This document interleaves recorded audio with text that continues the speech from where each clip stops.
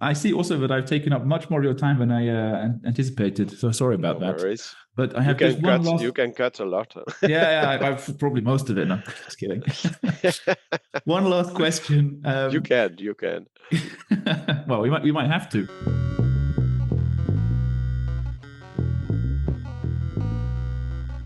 Hello and welcome to the second season of The Social Economist. I'm your host Toby Gazeley, and it's a pleasure to welcome you to this new, bigger, better, longer series that we're doing for you right now. There's going to be 9 episodes coming to you across October, November, and December. First up is digitalisation. What does it really mean for the social economy and for social enterprises? In November, we're going to be talking about strategies to support social enterprises, particularly following on from the European Council's recommendation on improving social economy framework conditions. And of course, just before the end of the year, we want to bring you something very special, and that's a mini-series on social procurement. It's a big topic, but what does it really mean, and what opportunities does it bring for social enterprises? So I hope you're going to enjoy all of these mini-series, all 9 episodes, up until the end of the year. They'll be coming to you almost weekly, so do make sure to keep an eye on your feeds.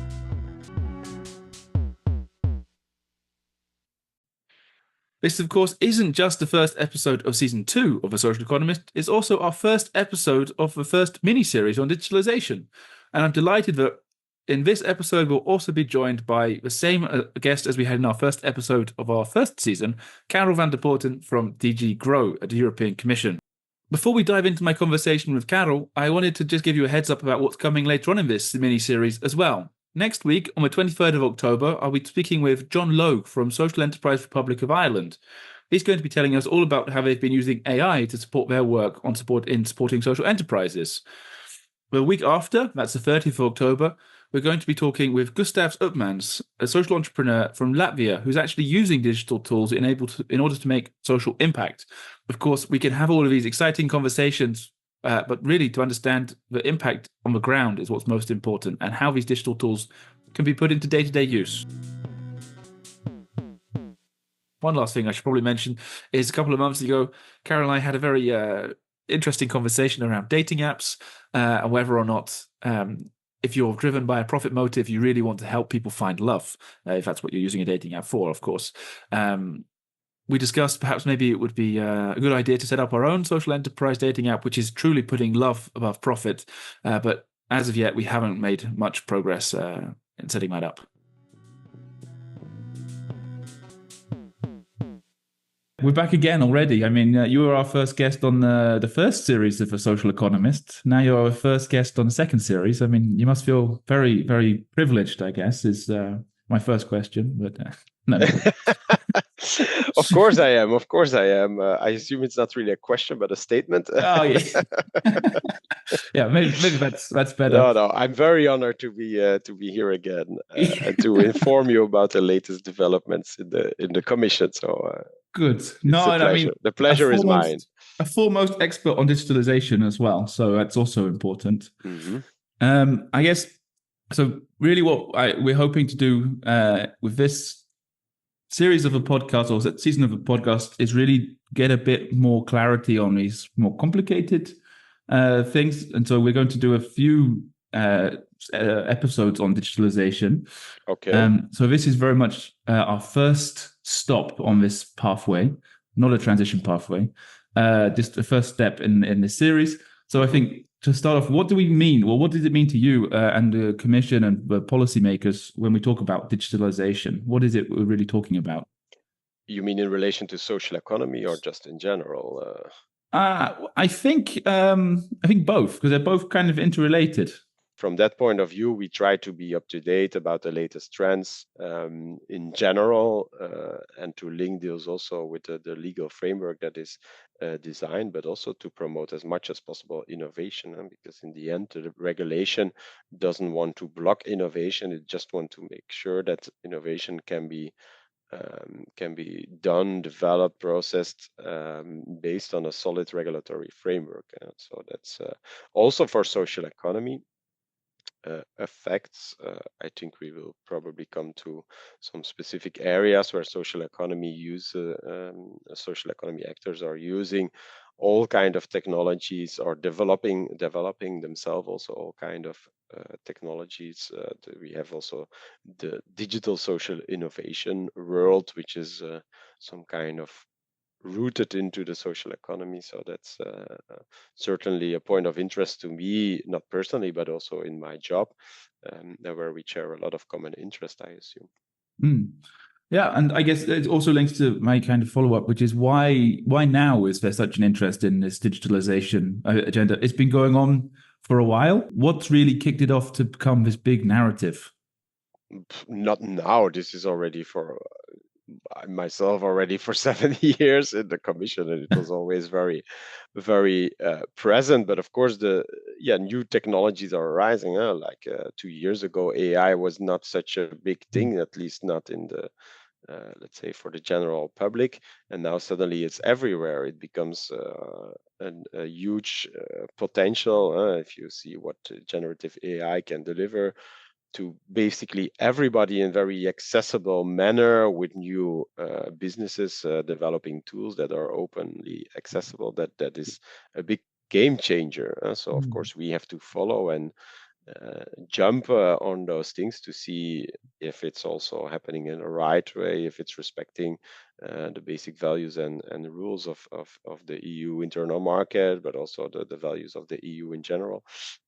So we are of course following those things, but I remember in the very early stage when I entered the commission, there was already a lot going on, and it was at that time much more on, for example, the platform economy, where social economy is pretty well developed. I will not say pioneering or leading, but certainly many social enterprises are using platform technologies as a sort of tool to develop or to offer their products and services, but also other type of activities in the more community and civil society world.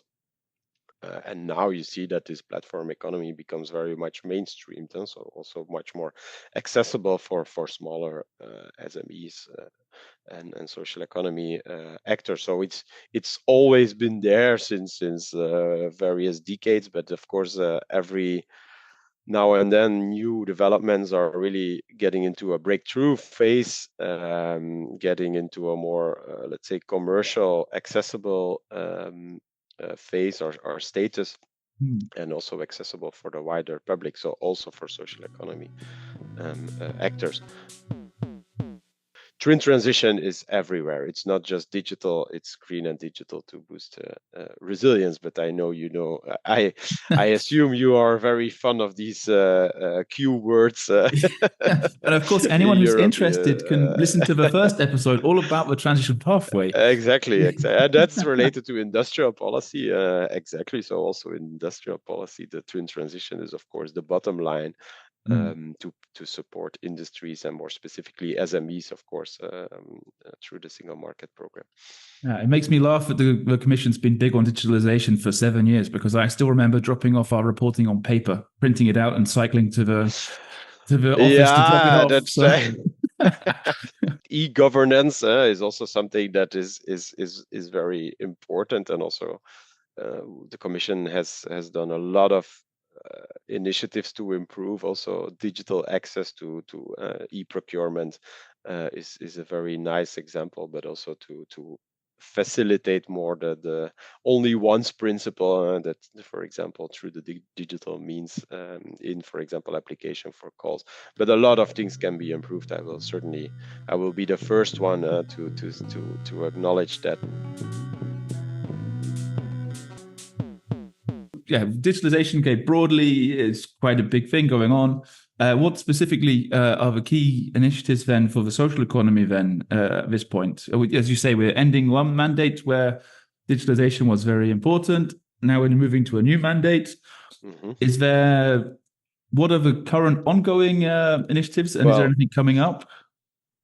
Therefore, I kindly invite you, of course, to listen to the first episode of the podcast, where I remember very well that I set a bit the scene towards the audience to explain what the industrial strategy wants to promote in terms of, let's say, business support, and how it wants to supported twin transition for European industries, and thus also for the social economy, which is one of the 14 industrial ecosystems. So as a consequence of that, we have developed our transition pathway with 14 action areas, and there again you have 7 action areas on the green and 7 action areas on the digital transition. So key areas where social economy need to be supported, but also should invest themselves, and where a lot of opportunities but also challenges are identified. And there, I remember very well that we had also with Euclid and like-minded organizations, we had a very intense process of almost I think 8 to 9 months, discussions with various stakeholders, also on the digital, identifying what are now those main priorities, what are the biggest challenges, and first of all, when we start from a basic, let's say a bottom line type of approach, there were two main issues, but also things where a lot of gain could be achieved in a relatively short term, and that's digital skills, so generic digital skills of citizens, employees working within social enterprise or engaged with the social economy organization, but also the access to affordable, accessible, and adaptable technologies. So basically, the software that you use to digitalize your processes, the approaches, the strategy that you develop within a social enterprise to digitalize your activities, and that might go from your core activity, but also in terms of, for example, basic PR elements, having just a proper accessible website, going, for example, into towards online service development, online service office, service offer, online sales of your products and services, e-commerce, and then we go into invoicing, CRM applications, online or applications to manage your HR, and so on and so forth. So all these things are not very different from a mainstream or a traditional for-profit SME. So we should not make a big fuss in terms of social economy needs more on this or that. That is basically the same for, you read that in many of the different transition pathways, certainly for micro enterprises and SMEs, these digital skills of the employees, but also the stakeholders, the peers. Sometimes you're also very much client, certainly in social economy, when you're servicing certain clients or supporting certain target groups, also their digital skills are super important. And there I will come back. And then the second one is, of course, this access to affordable, adaptable, and accessible digital tools to boost the efficiency, the productivity, also within a non-profit organization. This is just the same as any business. One super interesting element that came to the service, which I slightly touched upon, is this target group relation, which is very unique for many social enterprises, not all, of course, but certainly, for example, WISEs or organizations like social service providers that have a sort of client relation with people they support, or in terms of employment, like a WISE, or in terms of offering certain social services. And there we saw that these very specific digital skills are also not only needed for the employee, but also for this particular client or the employee. What was super interesting for us is that many interesting examples were sent in, or were, let's say, expressed towards you and us as a sector federation of organizations that have developed a business model on training, for example, needs or people in general with a distance to the labor market into IT jobs. So these famous coding schools that you see popping up all across the territory, that are supported massively by big IT companies, because they have also a big issue with labor in terms of labor market shortage. So they don't find anymore the right employees to code, to manage IT services, from I don't know, a platform offer to I don't know, AI checking or code checking, etc. And they invest massively in those type of social enterprise that train vulnerable groups to become an IT worker. It's as simple as that. So that's why we also oriented a very specific action on leveraging the abilities of those type of companies, because they have a huge economic asset and they have a social inclusion potential, but they have also a huge economic benefit because they can deliver, or can be part of the solution of labor market shortage within the IT sector. It's just some very concrete thing that I mentioned, because otherwise I stay talking about very generic policy Well, you work for the narratives. European So Commission, so I mean, we're used to you guys saying a lot, but not really saying of anything. course, yeah, But voila. So that's why I wanted to go into such a specific topic. So, but maybe I'm taking already way too much of your time, but allow me just to focus also on the other areas, because as I said, we have the digital skills and the access to the tech, and then different business models that are also arising in these areas, from how to train efficiently target groups into digital skills, to promote also digital inclusion, so which is then a more civil society type of engagement of social enterprises, to offer basic digital services to people that are vulnerable, or that are just lagging behind from very basic things. And I'm not talking about managing your Facebook or Instagram update, but to do your tax declaration, your social benefit declaration, school allowances, etc. Many people are not able to do those things online, whereas in some countries we see that it's more and more forced, or even solely accessible online, and those people have no access. So many social enterprises are playing a very important role in offering those type of support services. So that's another thing that we highlighted strongly in the transition part. We are recognized also the social economy as an important actor as such.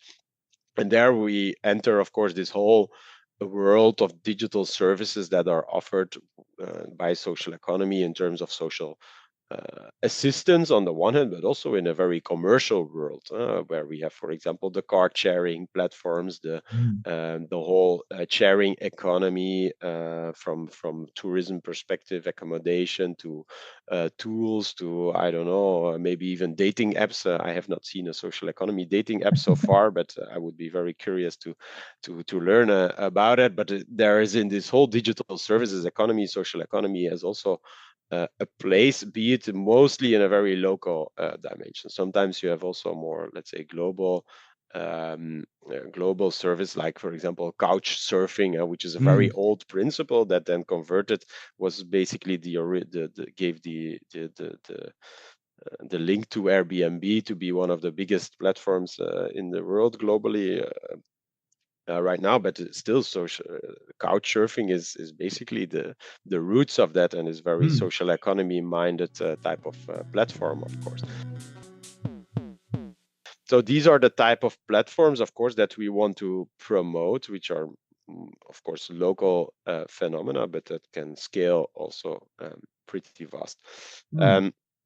Another aspect is, of course, data, and that we have much in common, where we have made the engagement to boost, in general, data maturity within the social economy, to make social enterprises or social economy organizations more aware about the potential of data, the risk of data, also the legal obligations that they have when you collect data, store data, process data, share data. So all these things are to a very important extent legally regulated, but there is a lot of potential as well that you can do within this framework. And we see, of course, that not many social economy organizations, unless the ones that are really like pioneering on that, are investing a lot in that, might have a lot of potential. So one of the ways that we want to promote it is by developing, and that's something where Euclid is, of course, also engaged. We are developing now with the sector a code of conduct on data sharing and data governance, which is a very interesting exercise, because you see how the social economy values might change, or might give a sort of extra layer above the let's say the legal obligation on how we shall treat data of individuals, but also what we will do with data if we sell data, if we share data. We for example, data philanthropy is something that in the Data Act is very much promoted. So the setting up of data cooperatives to jointly own data without a sort of a power element of a member of the data cooperative who can abuse the data of others. So, of course, many advanced social enterprises are using data to optimize their processes. For example, Wise in terms of, I've seen beautiful examples where data is processed on for example, circular applications when work integration social enterprise is collecting, for example, electronic waste, that they are building a data assessment model to see immediately to do a quick scan of the device that is entering, whether it's worth to refurbish or not, whether what is the best costs benefits let's say assessment of a device that is coming in terms of refurbishing and putting it again on the market, or just dismantling it and sell the raw materials on the secondary raw materials market. And so those type of things, if you can do it in a data driven model, it's massively boost your efficiency. And that is in a work integration social enterprise, which is a non-profit employing people with a distance to the labor market, etc. But it's a data driven model, huh? So it's not a dirty thing to optimize and to make more efficient your process, right? It can have a huge added value in terms of social impact indirectly, and of course in the circular world also ecological impact. So another tangible example in how social economy is thriving, or let's say pioneering, and also making this shift into let's say technology driven models here with data. A last element is then the more generic element, is how do we promote in general, and that is of course more vague and ambiguous, because you have to tailor it to some specific applications, more digital social innovation, more tech, social tech entrepreneurship, and whatever sector, whatever technology base, whatever technology purpose that might be. But that is of course important, because we want to promote also this mindset within the social economy, where we see again many new models arising. And there I will stop my endless answer. Last week we had the final event of the Euro cluster call, Social Tech for EU, which is a call where individual SMEs were supported pretty intensively to support certain technology driven business models in the social economy. And they had 10 finalists which were supported most intensively. And those case by case, those projects and those businesses are really, really impressive in what they are doing. And that is going from social care to the construction and circular world. So you find a very rich, let's say, potential of business models that are social economy based, but that are mainly data driven or technology driven. So voila, that is a very long answer, but I hope I touched on very different areas within digital world, and also made it a bit concrete with some examples of existing cases. So. Yeah, no, definitely. It's good to. It's nice to have a bit of an idea of actually how. Maybe broad... I answered already all your follow-up questions. Well, no, I have. Don't worry, I have a couple more questions.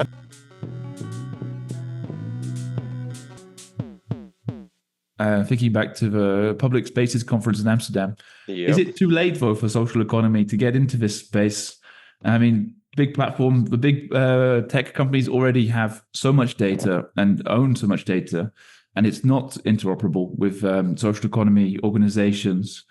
And actually, the idea about data sovereignty and being able to choose what you do with your data is very nice, but is it really realistic at this point? What the social economy can, and that's certainly what I learned in fora like Public Spaces Conference in Amsterdam, that there are certainly possible alternatives on how to develop certain services towards individual consumers by respecting their data, by only use the data that for example, are really essential to offer the service or the product, and also have specific policies. And that's also something that we want to promote with the code of conduct, that you just destroy the data after a certain amount of time, that you only use the data, which is again also GDPR related matter. So it's basically regulated, that you cannot use data just beyond the purpose of the relationship that you, or the agreement that you make with the individual to sell a certain service.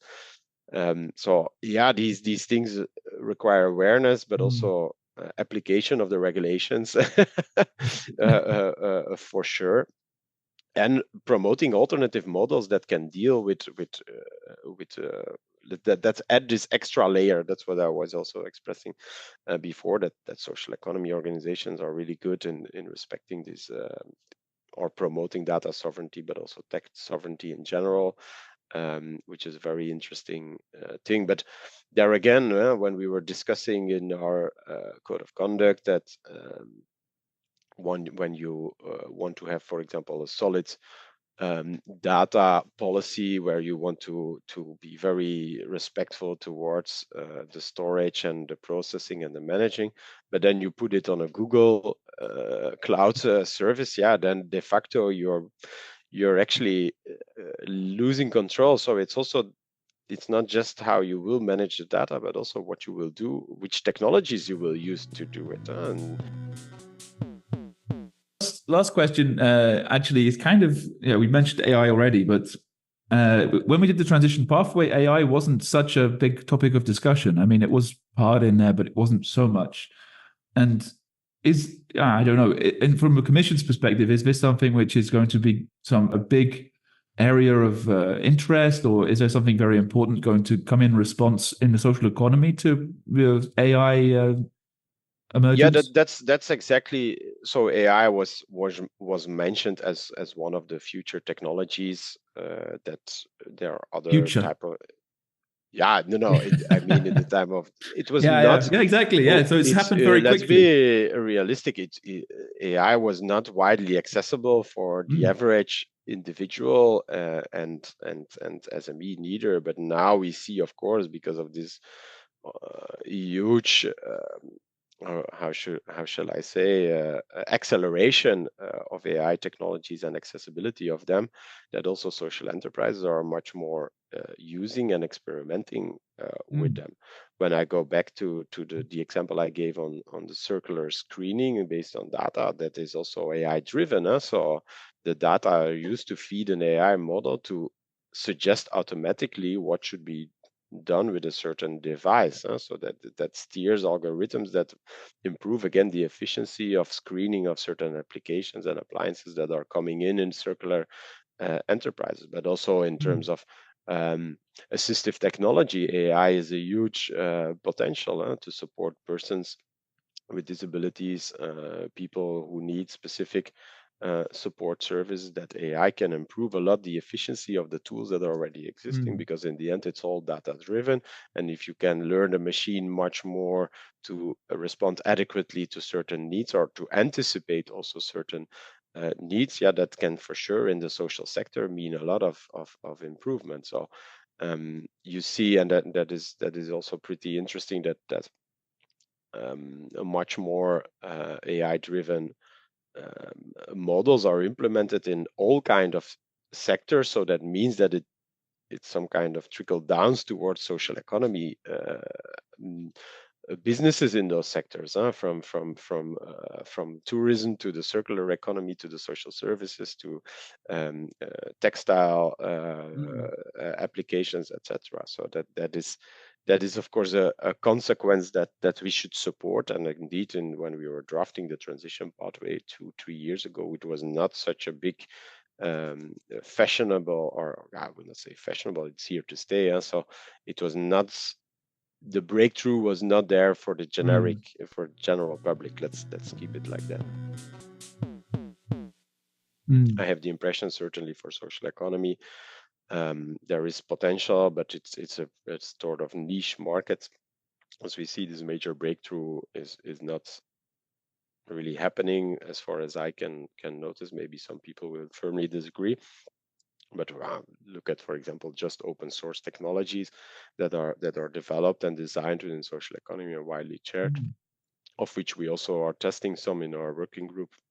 Also, yeah, well, in the next episode of the podcast, we should be talking with John from Surrey in Ireland. Yeah. And they're doing some interesting things with AI, and so he's going to tell us a bit more about it. Yeah, it can be also tricky, certainly in the social in the world of social policies or social services. We have seen that in the Netherlands, for example, is the best example that AI-driven decision making can also, if there is no regular checks and balances by humans, can have disastrous effects. And so that is also, AI can be interesting to anticipate. For example, we have seen I think in one of the first social innovation competitions that we organized, it's already 5-6 years ago, one of the winning projects was an AI-driven predictive model for homelessness in the UK. So where, based on even weather, economic indicators, on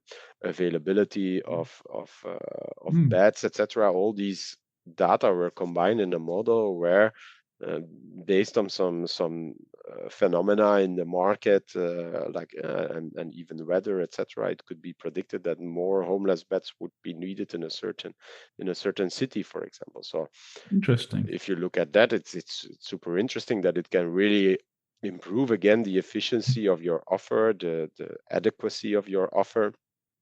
But on the other hand, when we are talking about individual and personal data, that can also, if you let such a system decide on if you have access to a certain service, yes or no, that's still, not the ideal situation. That is not. Is there a podcast you have you're planning to listen to, or a podcast you'd recommend? I mean, the last one was very popular, the Burgundiers. So The Burgundiers, yeah. Oh, yeah, maybe one, maybe one. But it's so funny because it's because I'm rather curious. I have heard on the Belgian national TV that the commission, I think it's a commission paid or a commission initiative, that the commission hired influencers to run into the commission for a few months and to make a podcast on how the commission or European policy making works. I don't think it's at my level, but probably in a cabinet or at least on a higher level, to see how that works. But I know this world very well. I'm still pretty curious how an influencer experiences that our world. So I don't think I will listen to every episode unless it would be very good, of course. But I thought this must be so funny to have I don't know, a random YouTube star or whatever in the commission for a few months and to have them followed, or our dear President Ursula von der Leyen or a commissioner Breton. I think that must be really interesting even for me. So that's curiosity. I mean, I'm curious. I'd like to hear it rather than an intellectual exercise. I think they are really trying to get a bit more visibility, which is good. Or maybe it's just because I see it in Brussels. Yeah, no, it's certainly good because you have to reach out to various populations and age categories as well. So I have seen, for example, very good communication campaigns on the result of the RRF, so the projects that were supported with recovery and resilience. A facility which is like super tangible, it's concrete, it gives people a real sense of how this money is invested and also well invested. So I think also we learn a lot as an organization in how to promote better what we do, because for many people it's totally undiscovered territory or unknown territory, and that's something we should change. It's also our responsibility to make better known to the general public what the commission is doing and also what we are not doing, because sometimes people are blaming us from things that we are not having nothing to do with. So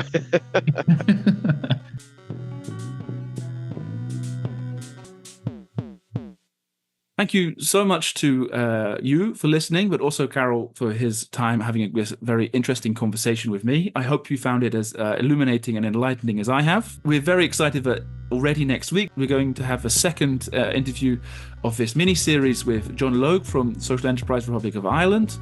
So do make sure to tune in to hear about how they're using AI to deliver social impact and to support social enterprises. Couldn't end this episode without giving a podcast recommendation myself, and I'm going to suggest The Newsagents USA. It's a podcast really about US politics, and now especially focusing on the election, which is coming up very soon. So definitely worth having a listen. Thank you to Jan Kiszowara, our podcast producer. Thank you very much to the European Commission for your support in making this podcast possible. Thank you very much for listening. This is The Social Economist. Until next week, goodbye.